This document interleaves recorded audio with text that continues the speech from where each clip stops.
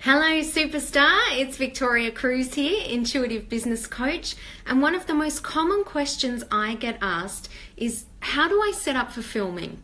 What is my best eye line? How high should my camera be? What about lighting? What about backdrops?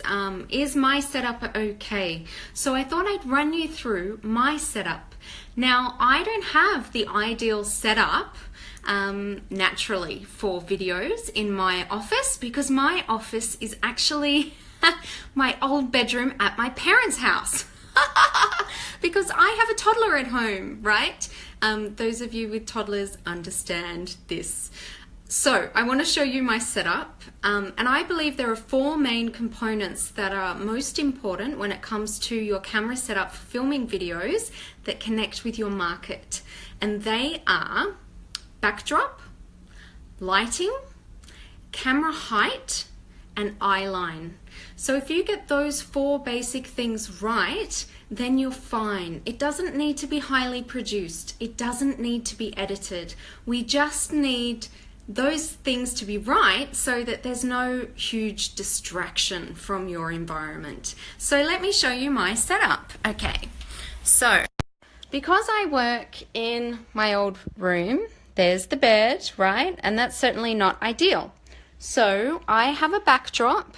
Now this is one of Emma Vega Malta's bespoke backdrops. This is one of her pre-designed ones. I have a bespoke one on the way, but in the meantime, I use that to cover the bed.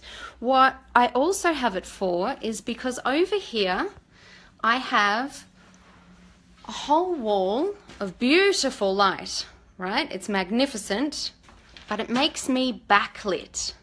And being backlit is not good. You want all your light source to be in front of you, not behind you. So for backdrop, cover a bed if you're in front of a bed, because it's just not profesh. If you can, sit in front of a wall that's not white, because white walls reflect the light back, and then you're essentially backlit. But if you have a nice plain wall that's a color that absorbs a little bit of the light and maybe has a nice artwork on it, and you're happy for people to recognize that as being yours, then go with that. You don't have to have a backdrop, but it is a good option if you need it. Now, I spoke briefly about light, but what do I have for my light? Let me flip my camera. So you can see there I have beautiful natural light coming in the window in front of me. And look, most days that works really well where I am here. When I work from home though, I don't have such amazing light, and the light changes very quickly because as soon as the sun moves or a cloud comes over, I go from being in the bright to being in the dark very fast. So for that reason, I have a beautiful halo light here, which I actually use, and that is, you can see that in relation to my computer. So that's my setup there. Okay, so you want the light to be in front of you and none behind you. So we've done backdrop and lighting. Next step is the height of your camera. Now, if you work from a laptop like I do, I suggest you have your laptop up on just a pile of books. So here's how high my laptop actually is. See, it's on quite a pile of books there, and quite often I see people who don't have their laptop quite high enough.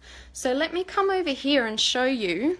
When I sit down in position, if I were to type, my fingers are actually up here at my shoulders. Yeah? So you want the base of your laptop to be in line with your shoulder, if that makes sense.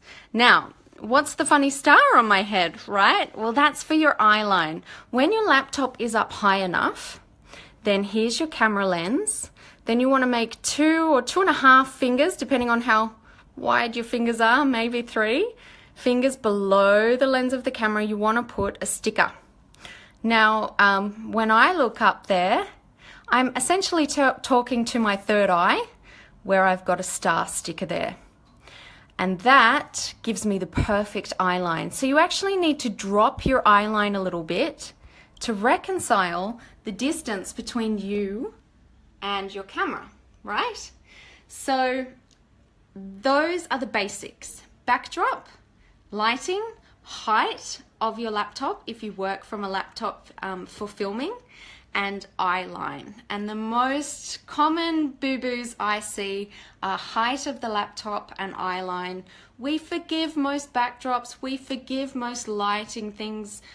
We want it to be real and we want to connect with you. It doesn't have to be highly produced.